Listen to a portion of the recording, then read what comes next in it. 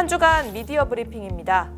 데일리한 의뢰로 여론조사 공정위 지난 3일과 4일 전국 성인 1,003명을 대상으로 진행한 여론조사 결과에 대한 의문이 제기되고 있습니다.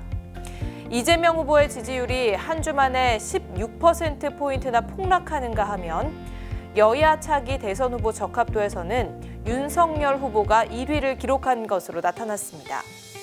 또 홍준표 후보가 여성 지지자로부터 40%의 지지를 받고 호남에서도 30% 넘는 지지율을 얻었다고 발표했는데요. 이는 비슷한 시기 다른 여론조사에서 홍 후보는 여성층으로부터 30%, 호남의 경우는 10%대 후반으로 집계된 바 있습니다. 그간의 여론조사 수치에서 크게 벗어나는 수치에 전문가들도 갸우뚱하는 상황인데요.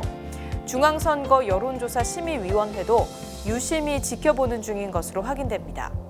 하지만 언론들은 이를 가감없이 받아쓰는 모습입니다. 여론조사 업체 공정의 공정성 논란에는 별 관심이 없어 보입니다. 검찰이 2017년 당시 수사 대상자를 상대로 이재명 성남시장의 비위 행위를 진술하라고 압박했다는 의혹이 KBS 보도를 통해 제기됐습니다. 검찰은 구치소에 수감 중인 한 기업 대표에게 이 같은 진술을 강요하면서 그의 어머니와 배우자까지 수사 대상에 올렸는데요. 이 문제를 보도한 이재석 기자는 8일 KBS 라디오 최경영의 최강시사에서 이런 문제를 경선 과정에서 왜 보도하느냐는 시각도 있지만 이 주제는 이재명이 아니라 검찰이라고 말했습니다. 지난 8일을 시작으로 포털에서 연합뉴스의 기사 노출이 중단됩니다. 기사형 광고를 내온 것이 발각됐기 때문인데요. 연합뉴스는 올해 기사형 광고 확대 계획까지 세웠다고 합니다.